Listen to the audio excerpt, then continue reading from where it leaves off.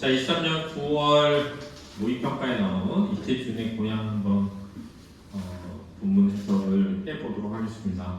이태준에 하면 돌다리라고 하는 소설 쓴 작가죠. 잘 알 텐데 색다른 작품인 고향 한번 보도록 하겠습니다. 1931년에 발표됐으니까 일제강점기에 발표된 내용입니다. 부산구두에 발을 올려 딛는 때부터 내 고향이다. 내 고향 나에겐 편안히 쉴 자리를 줄 리가 없다. 그것을 바라고 그것을 꾀할 나도 아니다. 꾀하다는 건 원하다요. 그것을 바라고 그것을 원할 나도 아니다. 그곳에는 여러 동무들이 있을 것이다. 어서 신들매를 끄르지 말고 그대로 뛰어나오시오. 자, 신들매는 신발끈 같은 거예요. 당신만은 온몸을 사리고 저편에 붙지 말고 용감하게 우리 속에 와 끼어주시오. 이렇게 부르짖는 힘차고 씩씩한 친구들이 나를 맞아줄 것이다. 오, 어서 달려가다오. 자, 여기 보면 따옴표로 되어 있어서 이렇게 되어 있는 부분에 인물의 내면 심리를 독백적인 어조로 지시하고 있는 거죠.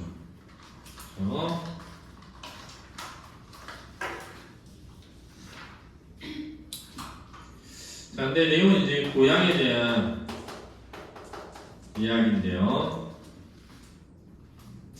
일단은 부산의 도두부터 나의 고향이고, 그곳은 편하게 쉴 자리가 되지는 못하는 것이죠. 그렇죠? 그러나 동물들이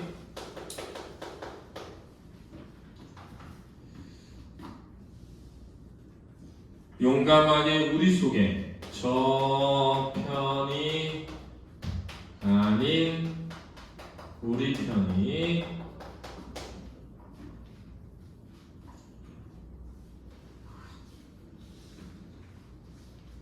되어 달라고 하며 나를 맞아줄 것이라고 생각하고 있는 거죠.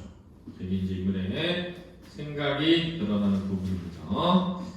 윤건은 차 속이 좁고 갑갑한 듯이 땀에 젖은 학생복 저고리는 벗어 걸어놓고 셔츠 바람으로 몇 번이나 승강대에 나와서 날아가는 이국의 밤경치를 내려다보곤 하였다. 그래서 자, 윤건이라고 하는 등장인물을 내세우고 있죠. 인물의 내면 심리가 서술되는 것을 보면 서술자는 작품 속에 있는 것이 아니라 작품의 외부에 존재하죠.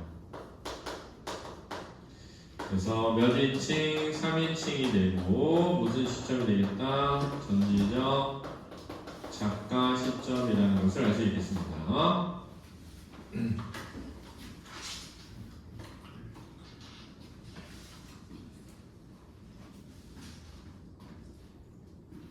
자, 윤건은 지금 차 속에서 나와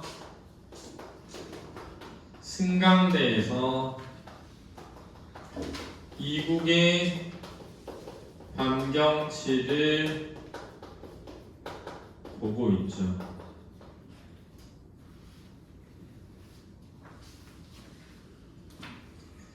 자, 지금 학생복이라고 했으니까 윤건이라는 인물의 신분이나 계층을 드러내준다라고 할 수 있겠죠. 그죠? 그 이튿날 아침 이렇게 되어 있습니다. 자, 이렇게 이튿날 아침 이렇게 나오면 뭐의 경과? 시간의 경과가 드러나고요. 장면이 전환되고 있습니다. 따라서 첫 번째 장면에서는 고향을 향하는 윤건의 심리가 드러난다라고 할 수 있겠죠. 차가 고베의 플랫폼에서 쉬게 되었음에 윤건은 도시락을 사러 나왔다가 어떤 낯익은 조선 청년을 만나게 되었다. 그 청년도 윤건을 얼른 알아보고 마주와서 손을 잡았다 그랬네요. 고베에 있는 플랫폼이라고 하는 무슨적 배경이 드러나죠? 공간적 배경이 드러나고 있다는 것을 알 수 있고요. 어떤 청년과 윤건이 만나고 있음을 알 수 있죠. 귀국하시는 길입니까? 네. 저도 이 차간에 탔습니다. 그 청년은 윤건이 도시락 싸려는 것을 보고 말렸다. 윤건은 그에게 끌려 식당 차로 올라갔다. 윤건은 그 청년의 성명을 기억하지는 못하였으나 그가 W대학 학생이었던 것과 그가 고학은 하지만 자기와 같이 험한 일을 하지 않고도 어떻게 좋은 하숙이 있으며 학비를 넉넉하게 쓰던 사람이라는 것으로 그의 낯을 익혀둔 기억만은 있었다. 지금 어떤 청년과 윤건이라는 인물의 만남을 그리고 있고요. 자, 이 청년에 대한 윤건의 기억이 서술되고 있습니다. 그렇죠? 이러한 서술을 통해서 우리는 뭘 할 수 있냐면 청년이라는 인물의 성격을 추리할 수 있게 되는데, 자, 이 청년은 아마도 W대학의 학생이면서 어떤 부잣집의 아들일 가능성이 있죠. 그죠?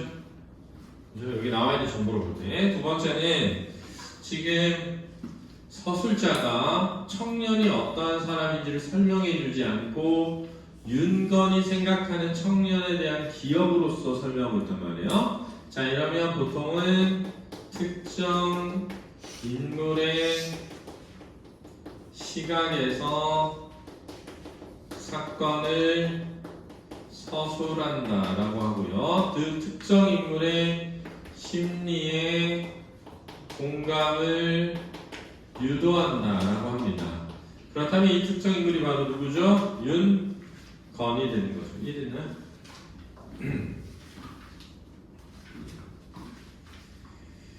이번이 졸업이시던가요? 그 남색 신사복을 새로 지어 입은 청년이 뽀이에게 조반을 시키고 윤건에게 물었다. 여기서 보이는 식당 종업원이 되겠습니다. 네, 졸업하고 나갑니다. 저도 이번에 아주 나가는 길이지요. 동경길을 다시 못 다닐 걸 생각하면 퍽 섭섭해요. 돈만 모으면 얼마든지 또 올 수 있겠지만 실례지만 어디 취직되셨습니까? 하지 못했습니다. 그럼 매우 걱정되시겠군요. 놀지들은 말아야 할 터인데 어떤 방면을 희망하십니까? 윤건은 얼른 대답이 나오지 않았다. 그 청년의 말이 몇 마디 내려가지 않아서 윤건의 비위를 건드려 놓았다. 돈만 모으면 또 동경길을 다닐 수 있다느니 놀지들은 말아야 한다느니 어떤 방면을 희망하느냐 등 몹시 윤건의 귀에 거슬리는 말들이었기 때문이었다. 꽤 따랑거리는 친구로구나 하고 대뜸 멸시를 느꼈으나 윤건은 곧 그것을 후회하였다. 그러네요. 지금 보면 청년과 윤건의 대화가 나오십니다. 그렇죠?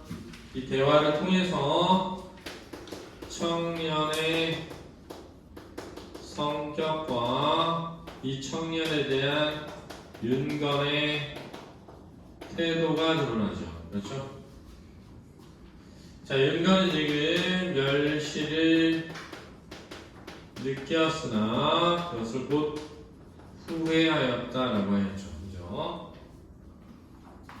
아니나 다를까 청년은 부잣집 아들인지 뭔지는 몰라도, 그죠? 약간 뭘 중시하는 거야? 돈이나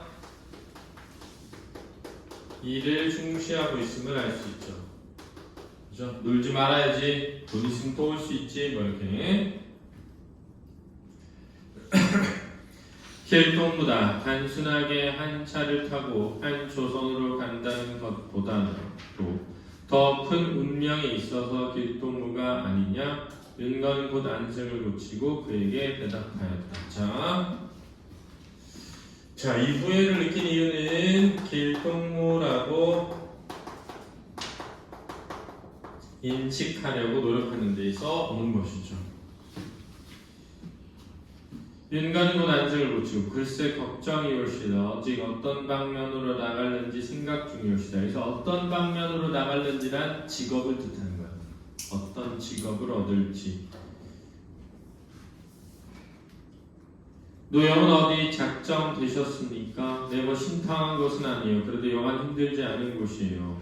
보통 힘든 곳이 아니다 이거야. 더구나 조선 사람 좀처럼 가볼 생각도 못 먹는 곳인데 어떻게 유력자 하나를 만나서 한 1년 졸랐더니 다행이 됐습니다. 어딘데요?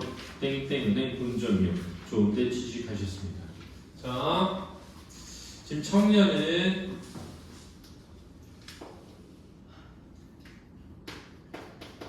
유력자의 도움으로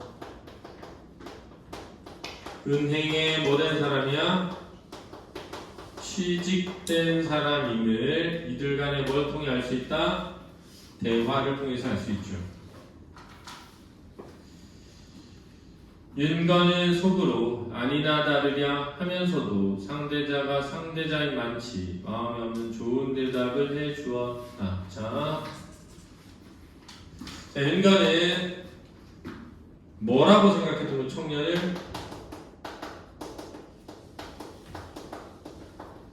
속물이라고 생각한 겁니다. 그렇죠? 이랬죠? 그래서 이 청년은 속물적인 태도로 나에게 멸시를 한 거란 말입니다. 그렇죠? 그렇죠? 아니나 다르랴라는 말은 내 생각과 뭐다? 똑같다 이거죠. 내 생각처럼 진짜 속물이군. 그런데 사람이 사람이니 많지, 상대자가 상대자인 많지, 즉 속물이잖아. 속물한테 뭘 봐요?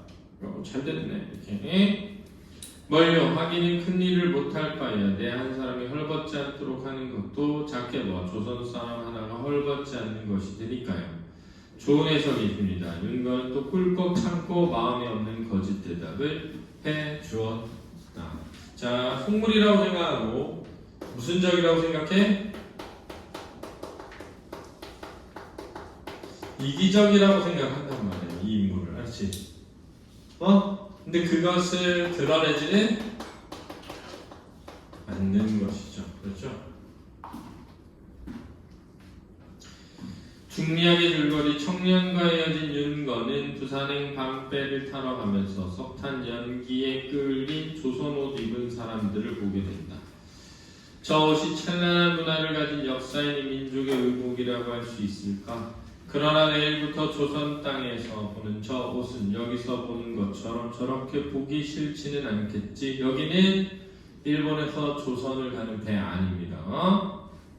윤건이 여러 사람의 행렬에 끼어서 배를 탔다. 여러 사람이 뛰는 바람에 윤건도 손가방을 들고 3등실 있는 편으로 뛰어갈 때 누가 조선말로 여보시오 하고 부르는 이가 있었다. 양복은 입었으나 조선말을 한 것은 물론 얼굴 생김이 어디에 갖다 놓아도 일견의 조선 사람의 모습이었다. 한 방에 한 번에 윤건은 반가워하였다. 저 부르셨습니까? 그러나 그 신사는 의외로 불손스러웠다. 거기 좀 섰어. 윤건은 그때 그가 무엇 하는 사람인지 알아챘다. 심히 불쾌스러웠다.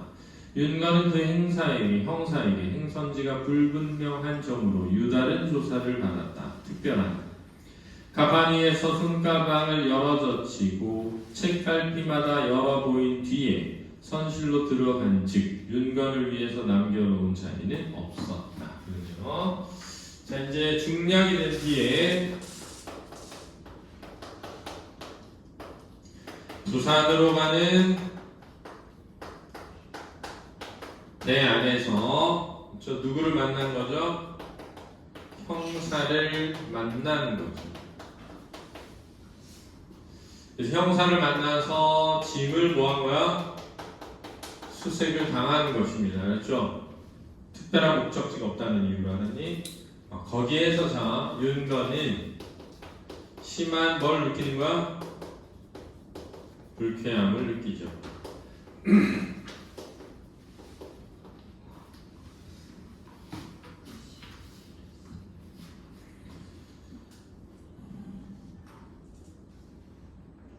자, 아무데나 남의 발치가리에 쑤시고 누웠다. 옆에서 오사카에서 돌아온다는 조선 노동자들이 자리 잡고 있었다. 그들 가운데서 이제 이런 말이 나왔다. 인제 다 왔소. 이 배만 타면 조선 땅에 온 것이나 다름없소. 윤건도 과연 그렇다고 하였다. 이 배만 타면 조선이라는 그립던 땅을 밟은 것이나 다름없는 반가움도 앞서거니와 그와 반면에 선실에 들어가기 전부터 조선다운 울분과 불안이 앞을 막는 것도 벌써 조선 땅의 분위기라 하였다. 돈을 많이 벌어가지고 쉬우 윤건은 울분한 신사를 가라앉혀가지고 배가 떠난 지 한참 만에 누운 조선 노동자에게 말을 건넸다. 돈이 뭐요? 벌이가 좋으면 나가겠소? 조선보다 돈이 흔하지 않소. 그 사람네 흔한 거 상관 있나요? 그래도 형 무슨 일을 했소? 길에 산 쓰였지요. 일본에 와서 큰 길에 물만 몇 달 동안 뿌려주고 가오. 처음에는 조선 사람도 1원 20전씩은 주었다는데 내가 갔을 때는 80전 줍디다. 그것도 요즘 50전씩 주니 뭘 모아보는 수가 있어야지요. 고향은 어디시오? 대구지나 김천이 올시다. 우리 다 한 고향 사람들이지요. 그럼 고향에 가시면 농사하십니까? 농사니 농토가 있어야 돼요.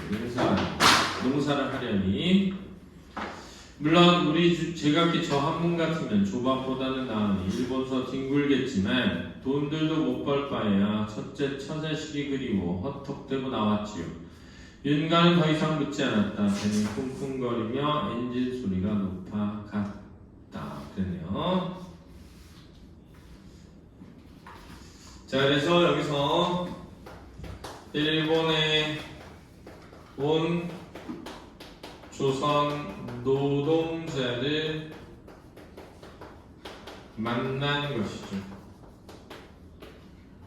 자, 이 조선 노동자들은 돈을 벌지는 못하고 처자식과 뭐해 있는 거야? 이별해 있는 상태죠. 그죠? 그런 상태를 벗어나기 위해 고향으로 뭐 하는 거야? 돌아가고 있습니다.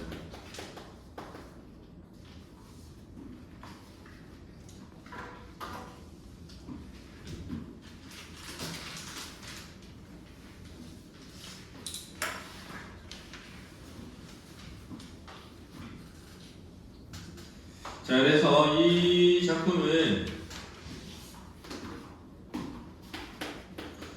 갈레의 현대 소설이고요.